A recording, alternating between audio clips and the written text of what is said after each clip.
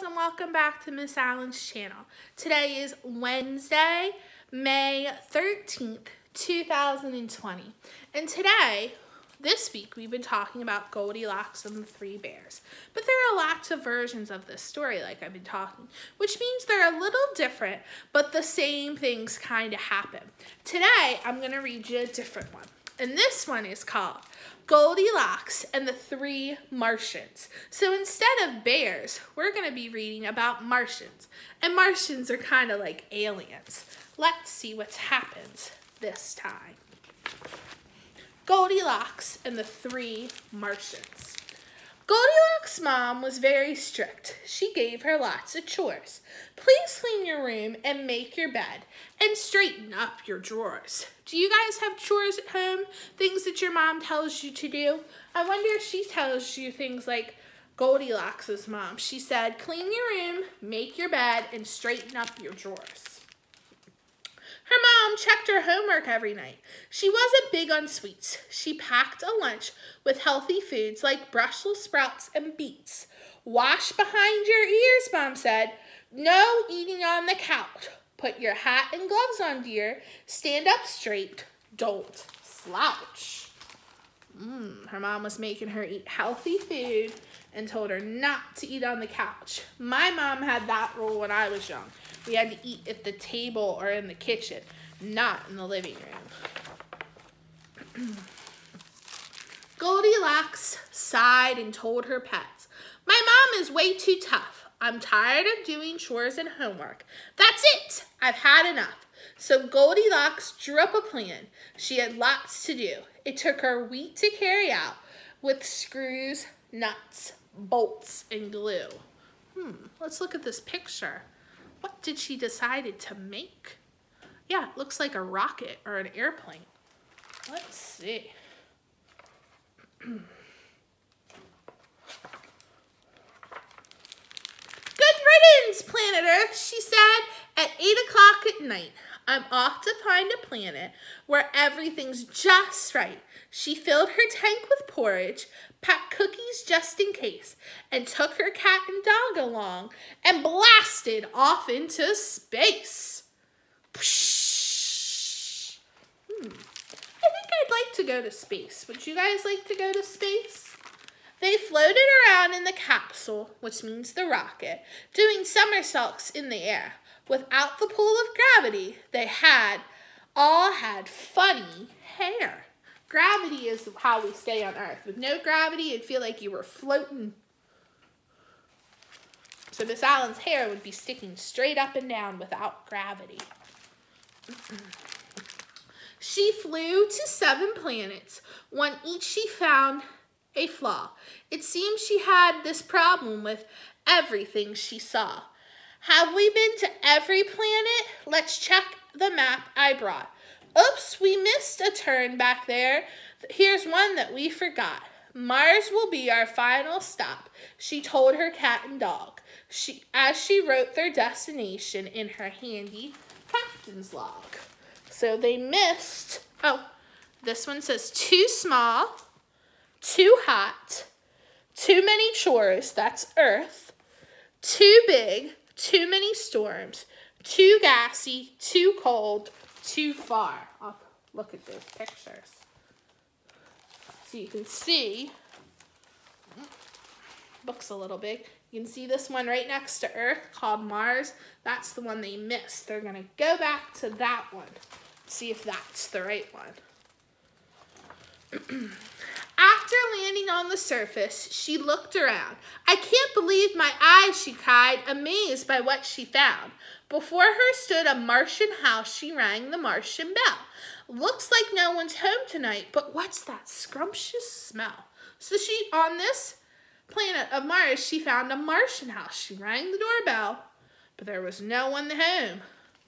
But there was an amazing smell. I wonder if she's going to go in. Well, we know Goldilocks went into the house. Let's see if she goes into the house on Mars. Inside, she found 3 steaming bowls of hearty Martian stew.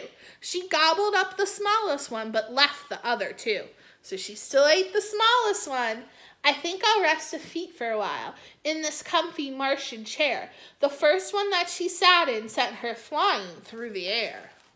So she ate the smallest part of the soup. Now she's trying the chairs. The first one flew her up in the air.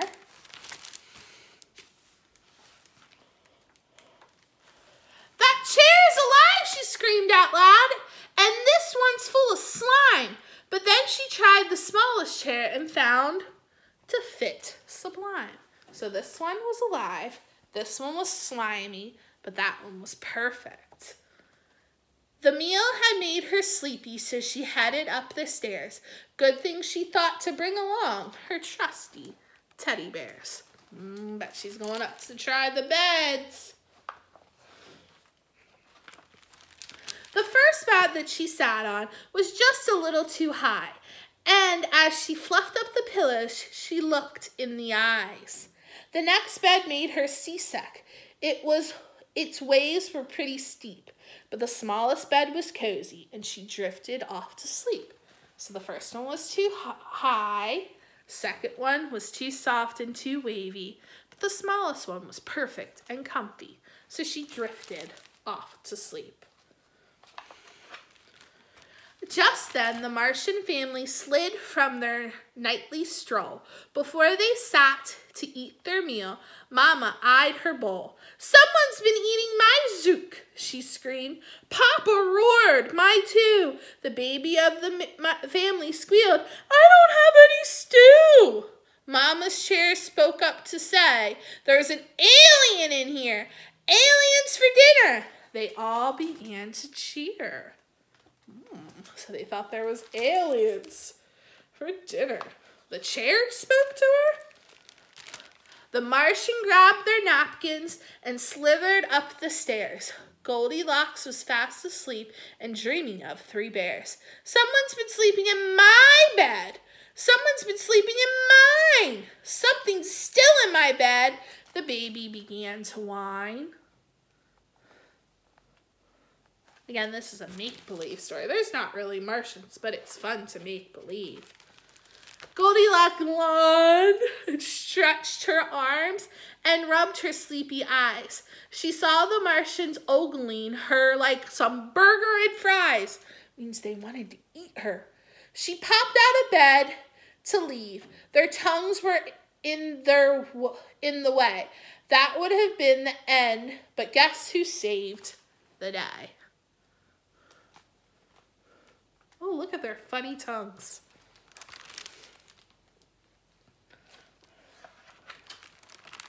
"There goes our dinner," Papa said. Mama wailed, "How rude." The baby of the family cried, "We never eat fast food." The trio squeezed aboard the ship. "I think we've seen enough. We had a pretty good on Earth. Mom's not that tough." The Martians saw them leaving. The baby waved goodbye. Papa ate his napkin. Mama tried her eye. So the dog and the cat saved the day. They decided, Mom's not that bad. We're going to take off and go back to Earth. Yeah, after almost being eaten by Martians, I don't think having to do a couple chores is that bad. Soon all 3 were speeding home, and they landed with a crash. Look, they landed in a tree. They woke up half the neighborhood and wound up in the trash. Oh, I didn't see. Look, they landed in the trash can. "Where on earth have you been?" Mom said. "Why, I've been worried sick. And what's that gizmo in the tree? Is this some kind of trick?"